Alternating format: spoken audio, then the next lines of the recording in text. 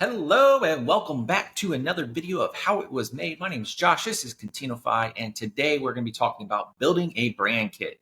This is definitely a follow-up video of the two previous videos, if you haven't watched them, where we talked about how to determine your fonts as well as your colors. But now that you've got most of the brand elements together and you've talked about your value propositions and your missions and your visions, you kind of want a place to be able to centralize all of this, especially as your company grows, being able to make this easily accessible for not only your internal employees that will be using this content, especially like your marketers and your customer success teams, and even your salespeople when you're talking about your value propositions and them building out their pitch decks. You really want everything to remain consistent. And the best way to do that is by building a brand kit.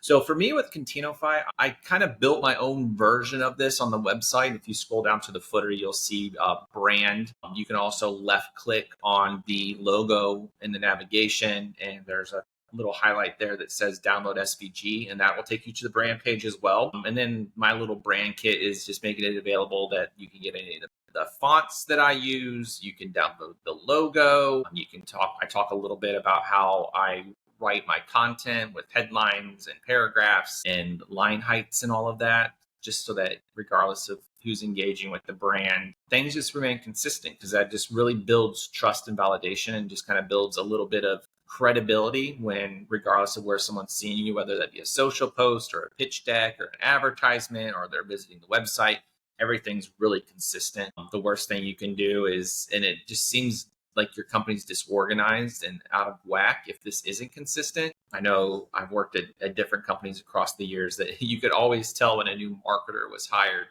because everything was just slightly different. It's like that new marketer tried to do their best at matching, but because there wasn't a brand kit or any official rules on what the branding guidelines were, they kind of just did their best take at it and ran with it. But building out a brand kit will allow you that, like I said, regardless if it's the sales, marketing, customer success, or even working with external agencies, you'd be like, hey, here's my brand guidelines. This is how we do things. Here's all the assets that you need. Here's some of the templates that we use that you can at least get a jump start from versus recreating everything. Me personally, like I said, I created my own version of this. But if you're wanting to make something that is a little more pre-built, one great company that I came across when I used to work at Red Hat is a company called Frontify, Frontify. Share some links in the descriptions. But this company allows you to build a brand library that you can also determine what is forward facing versus what is private and needs a login from like an internal employee. That way, if there's certain things that are a little more sensitive that you don't want forward facing out into the public, you can kind of put them behind a login. Like I said, when I worked at Red Hat, they used Frontify and literally shared everything in this library.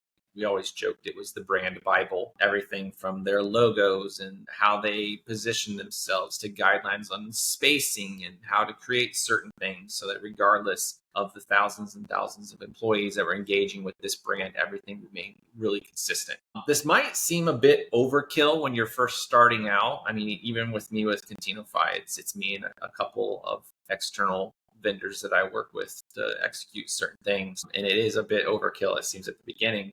But it's one of those that it's a best practice that you want to lay when you're building out the foundation of your brand, so that as things scale, you aren't kind of scraping things together. Or in most situations, as we see, it's usually like a Google Drive slide deck that there seems to be like 20 to 30 different iterations of. And it's like, which one's the most current? Using a platform like Frontify is going to allow you to have a centralized place that it's web-based.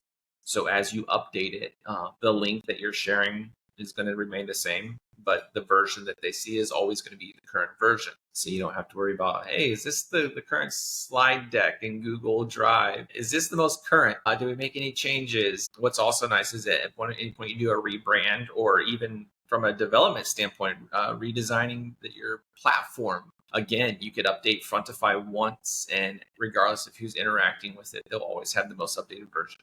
So if this is a path that you're wanting to go, which I highly recommend, definitely check out Frontify. There's obviously the other brands out there that do something very, very similar. But to me, I've always enjoyed Frontify. It's definitely something that as I continue to grow my brand, I'll probably stop using my homegrown solution and end up using. But right now, Frontify is a bit more than what I need. But if you're a scaling SaaS brand, definitely look into it because it's something you're going to need. My name is Josh. This is another How It Was Made video. Until next time, keep building.